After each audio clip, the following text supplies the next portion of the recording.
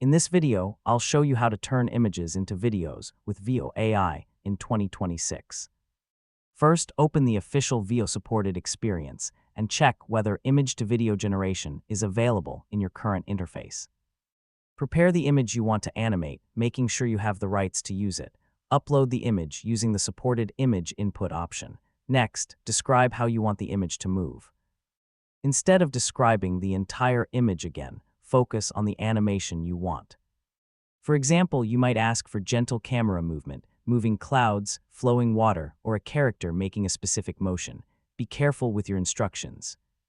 If you want the original composition to remain stable, avoid asking for unnecessary changes to the scene.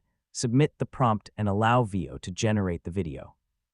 Once the result is ready, preview it carefully. Check whether the original subject remains consistent and whether the movement looks natural. If the result needs improvement, adjust your animation instructions and try again. Once you're happy with the output, use the available official export options. And that's how you can turn images into videos with Veo AI in 2026.